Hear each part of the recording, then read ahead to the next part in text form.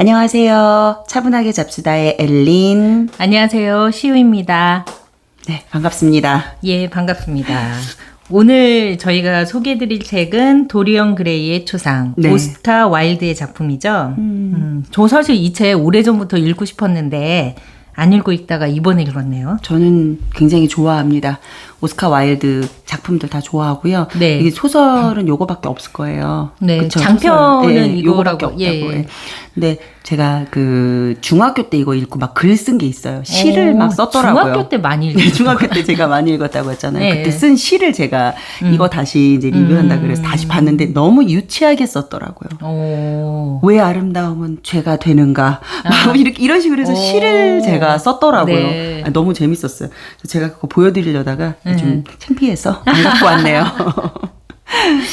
그렇구나. 이 책의 간략한 소개를 하자면 네. 젊고 아름다운 순수한 청년 도리언 그레이는 화가 버질 홀월드가 그린 자신의 초상화를 보고 자신의 아름다움을 알게 됩니다. 그리고 화가의 친구인 헨리 워튼경에 의해 갖는가 악의 세계로 눈을 뜨게 되죠. 그는 첫사랑 시벨베인이 자신으로 인해 자살하는 것을 아파하는 것도 잠시 죄책감 없이 새로운 쾌락주의에 빠지게 되고요. 그리고 버질이 그려준 초상화는 그가 기도한 것처럼 자신을 대신해서 늙어가고 도리언은 나이가 들어감에도 불구하고 20대 초반의 젊음과 미모를 간직하게 된다는 이야기입니다. 여기서 작가 오스카 와일드는요, 1854년 영국에서 태어났고요. 아버지는 의사이고 어머니는 시인이셨습니다. 장학금을 받고 옥스퍼드 대학교를 들어갔고요. 대표작으로는 행복한 왕자, 살롬의 진지함의 중요성 등이 있습니다. 오스카 와일드는 대표적으로 미를 추구하는 유미주의 작가였다고 합니다. 네. 네. 질문하실 거 있으세요? 질문? 저는 이 책 예. 읽으면서 예전에도 생각했지만, 실제 도리언 그레이 어떻게 생겼을까 해서 제가 상상의 나래를 엄청 폈어요. 근데 그 이후에 나온 영화를 제가 다 봤는데, 탐탁지 않아요. 탐탁지 그렇죠. 않습니다. 이 책이라는 거는 상상의 네. 그게 정말 무한대잖아요. 영화에서 그걸 완벽하게 표현하기는 어렵죠. 그래서 제가 생각하는 그 아름다운 청년, 누구나 매혹당할 수밖에 없는 아름다운 청년은 제가 생각하기에는 가장 가까운 게 레오나르도 디카프리오에 가장 가깝지 않나 싶어요. 레오나르도 디카프리오가 젊은 느낌. 네. 그래서 그 아주 젊었을 때 나온 영화도 네. 있어요. 시인으로 나왔던 작품도 있고, 그다음에 뭐 바스키풀 다이어리 같은 그런 약간 청소년의 의미로 나온 것도 있고, 물론 로미오와 줄리엣의 미소년의 로미오. 느낌. 그런 느낌으로 저는 생각을 했어요. 그래서 가장 닮지 않았나. 근데 그러네요. 약간 디카프리오도 네. 그런 느낌. 예. 지금 현재로서는 비슷한 사람을 전 데인드한도 굉장히 좋아해서 데인드한 누구죠? 데인드한 있어요. 네. 저기 그 영화 제목은 지금 기억이 안 나는데 킬링 날래다 말래다요. 그러니까 어쨌든 그런 작품에 나왔는데 굉장히 미소년이에요. 그래서 지금 배우로서는 모르겠어요. 그래서 영화에서 좀 더 다시 한번 또 영화를 좀 찍어보면 어떨까 내가 생각하는 그러니까 아름다운 제가 생각하는 남자로. 그 미소년은 그러니까 이 도리언 같은 그 느낌이 나려면 그 성숙함이나 지적인 느낌이 얼굴에 들어가면 안 될 것 같아요. 정말 맑고 순수하고 네, 그런 맞아요. 느낌. 예, 근데 거기에 뭔가 우리 사실 보면은 나이가 어림에도 불구하고 이미 지적인 면모가 풍겨나오는 그런 외모 있잖아요. 있죠. 예. 그런 외모는 도리안하고는 좀 맞지 않을까 싶어요. 순진한. 순진하고 순수하고 정말 아기 같은 눈을 아직은 지닌 듯한 네. 하지만 외모는 굉장히 매력적인 성인 네. 남자? 20대? 네. 그런 남자. 누가 있을까요? 있습니다, 저. 네, 누구? 제가 좋아하는 그 연예인. 누구시죠? 아니요. 밝힐 수 없어요. 밝힐 수 없으세요? 그러시군요. 저는 밝힐게요. 저는 강동원 씨입니다. 아, 강동원 씨 지금 나이 많잖아요. 아, 근데 도리언 그레이에는 어울리지 않아요. 아, 굉장히 너무 우수에 차 그렇죠. 있고. 그렇게 성숙하고. 굉장히 예. 독보적으로 이런 지적인 느낌이 풍기기 때문에 안 될 것 그렇죠. 같네요. 그 20대 그 도리언 그레이 같은 느낌은 어디서 찾을까? 그러니까 아마 각자 상상하는 도리언이 다 다를 그렇죠. 거예요. 그렇죠? 그렇죠. 저는 이 책의 비극은 네. 정신은 그대로인데 몸이 왜 늙어갈까? 그게 그 비극의 시작 아닐까요? 육체는 늙지만 마음을 늙지 않는다. 라는 건 저는 이 책을 읽으면서 변신이랑 되게 비슷하다고 생각했어요. 카프카의 변신. 그래요? 네. 왜? 왜냐하면 거기도 내 영혼이 벌레에 들어간 거잖아요. 네. 여기도 내 영혼이 그림에 들어간 거잖아요. 그러니까 이런 작가의 상상력이라는 게 정말 대단하다라는 생각을 또 했어요. 저는 이 책을 읽으면서. 그렇죠. 몸은 늙어가지만 우리 마음은 그대로잖아요. 저는 18세 마음 그대로인데요. 그러세요? 네네. 저는 그대로 아주 열정 있고 또 모르겠어요. 되게 그때를 늘 그리워하죠. 저는 거울을 볼 때마다 자각을 하는데. 그러니까 몸은 이제 늙고 있는 거잖아요. 네, 거울을 볼 때마다 마음은 굉장히 자각이 돼가지고. 않나요? 마음도 같이 늙어가지고. 도저히. 그러면 이 책은 비극이 아니겠네요. 시우님에게는. 도저히 거울 속에 나를 이길 수가 없어요. 네. 나의 생각이. 너무 실존주의적이시다. 알베르 까미스러운. 네. 네. 예, 저는 제 생각을 이길 수가 없습니다. 네. 저도 결국 외모에 지배당한 건가요? 그렇지 않을까요? 네, 그 안에 있는 영혼을 보십시오. 그러네요. 외적인 외모 지상주의하고는 다르지만 네. 외적인 모습에 지배당해서 네. 정신이 이렇게 그렇죠. 지배당한 거네요. 네, 마음만은 저는 18세, 그러네요. 17세입니다. 비슷하네요, 둘이. 그래서 여기서 어떻게 보면 되게 젊음, 쾌락, 관능은 되게 선한 거고 늙은 것, 양심, 가치 있는 것은 되게 지루하고 악이다라는 식으로 여기 약간 묘사가 된 것 같아서 청소년들이 잘못 읽으면 큰일 나겠다 그런 생각도 좀 들었어요. 그렇긴 하죠. 그리고 원래 이 소설이 또 동성애적인 그런 내용이 그 월간지로 발표할 때는 원래 있었대요.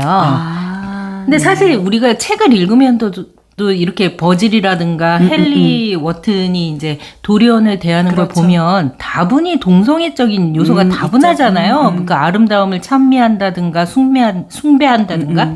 그래서 저는 나중에 이 소설이 그 뭔가 동성애적인 내용으로 가나 했는데 그러지는 않았어요. 그쵸. 도리언은 계속 다른 여자들을 탐미하죠.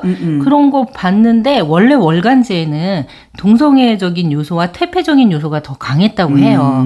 근데 책으로 출간할 때 그런 요소들을 대폭 수정했다고 하죠. 만약에 동성애적인 게 들어갔으면 어마어마하게 파장이 컸겠죠? 아까 전에 제가 말한 그 데인드한이 나온 영화가 바로 이래요. 이게 문학적으로 뭔가 이렇게 영향을 미치고 영향을 주고 서로 문학을 막 논의하면서 그 과정에서 이제 동성애적인 게 나온 게 그 킬 유어 달링이라는 영화거든요. 굉장히 그게 많이 생각이 났어요. 이거 보면서 또.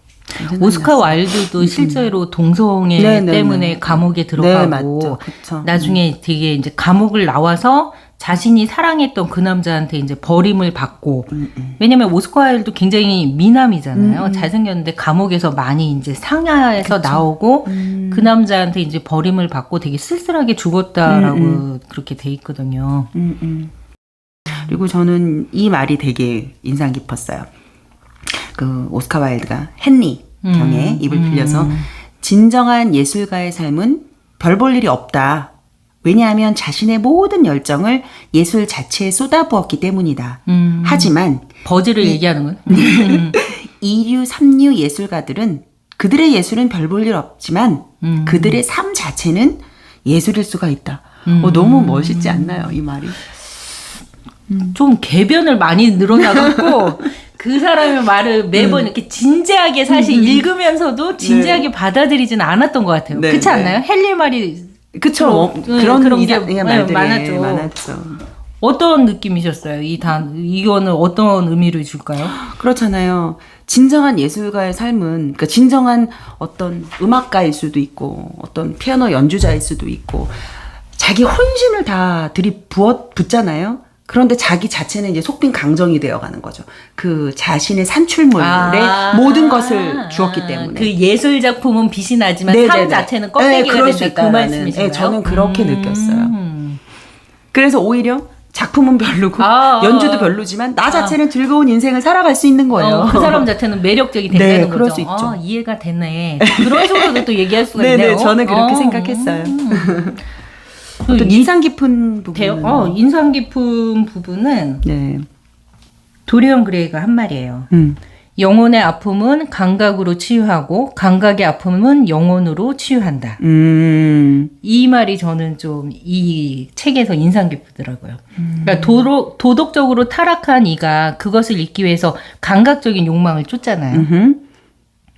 그리고 감각적인 욕망에 지친 이는 그것을 또 영혼으로 치유받으려고 하고 그렇게 이해하면 이게 그러네요. 도리언 그레이가 했던 게 아닌가 싶어요. 여기서 보면은 그 어떤 도덕적으로 이제 계속 타락해지는 자신의 모습을 치유받기 위해서 아편을 한다던가 좀 더 갖는 자기를 더 자극시키는 감각의 세계로 빠져들잖아요. 그런 것이 도리언이 말한 거랑 좀 맞는 거죠. 그리고 그렇죠. 마지막에는 감각에 쫓다 그 끝은 영혼의 그 정화로서 이제 회귀를 받으려고 자신의 초상화에 이렇게 칼을 딱 쫓잖아요. 그렇죠. 그러면서 회귀를 받으려고 했지만 결국은 자신이 죽는 그런 결말이죠. 정말 아이디어가 좋은 게 그 누구도 그 영혼의 모습을 알 수가 없잖아요. 볼 수 없잖아요. 그렇죠. 점점 늙어가는 영혼의 모습, 어떤 타락해가는 영혼의 모습을 절대 볼 수 없잖아요. 근데 그거를 그림으로 이게 뒤바뀌어서 그림으로 표현된다 하니 이런 아이디어를 어떻게 냈을까 굉장히 좀 신선했어요. 진짜로. 그렇죠. 영혼의 모습을 진짜 볼 수가 없잖아요. 우리 이 외모만 보지만 사실 아시겠지만 정말 뭐 사이코패스라든가 여러 가지 아주 흉악범들이 많은데 그 외모상으로는 정말 알 수 없어요. 오히려 연쇄살인범들이 굉장히 호감형 외모가 많이 있다고 하죠.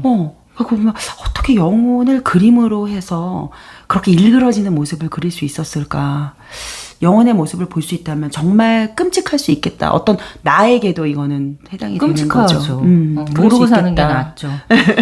그런 거 보면 저는 오스카 와일드가 유미주의 작가라고 하는데 그러니까 예술을 어떤 도덕적인 목적이나 종교적인 목적의 도구로 해서는 안 되고 아름다운 그 자체만을 쫓아야 된다는 게 이제 유미주의적인 작가 성향이잖아요.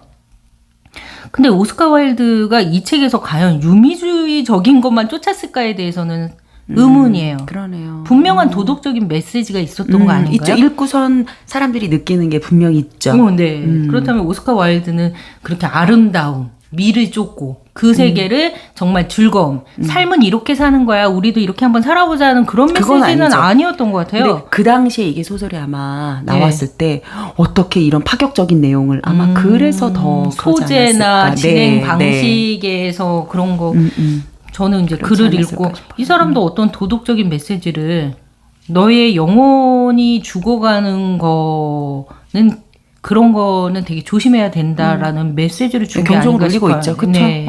그렇게 생각합니다. 저도. 네, 오늘은 도리언 그레이의 초상에 대해서 얘기를 해봤는데 다음번에는 우리가 또 어떤 책을 한번 해볼까요?